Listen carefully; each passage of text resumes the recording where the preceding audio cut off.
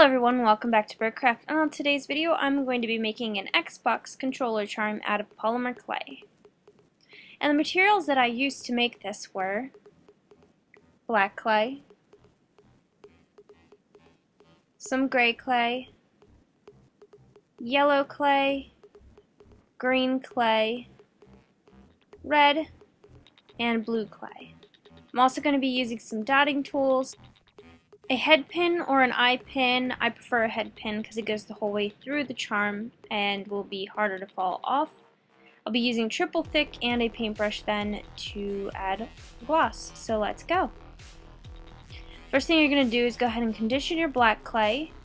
And what I do is I sort of roll it into a ball and then roll it into a cylinder shape like this and pull down the edges to make the points for the controller handles, like that.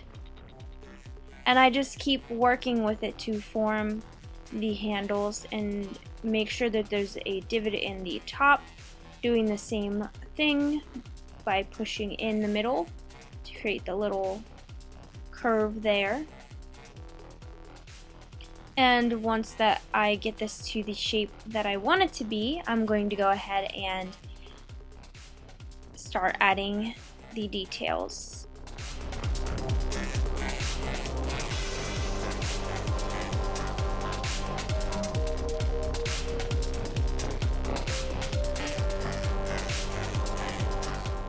The first things I'm going to be adding are the analog sticks and the start button. The start button is going to be the smaller ball of gray clay, and I'm going to go ahead and press it into the center top part of the control, and then I'm going to take the rest and I'm going to put one on the top left side and down below it, press that down, and then I'm going to add one to the right bottom side as well. Then I'm going to go ahead and roll some small clay balls out of the red, yellow, green, and blue. They're about the size of the top of my smallest dotting tool, if you guys need a reference. And I'm going to go ahead and add those to the control. Yellow is at the top, green is down at the bottom,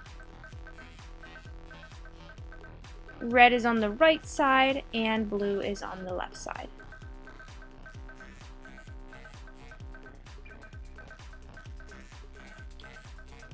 And then I'm going to go ahead and take a toothpick or a dotting tool and go ahead and put 2 dots alongside of the start button and add 4 to each of the analog controllers, top, bottom, left, and right.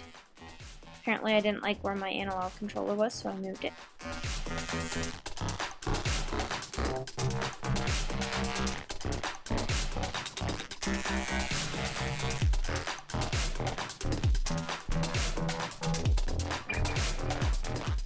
And then I'm going to take a straight edge, like the bottom part of one of my tools, and I'm going to go ahead and carefully add the cross, I don't know, I can't remember what it's called, the stick, the arrow button.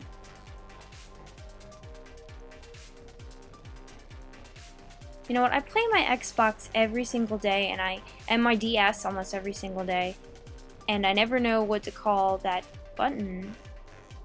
It makes me sound really stupid. After I've baked it for 15 minutes at 275, I'm going to go ahead and add some triple thick to it. I add 2 layers for maximum glossiness and also to help hold on all of the buttons that I've added.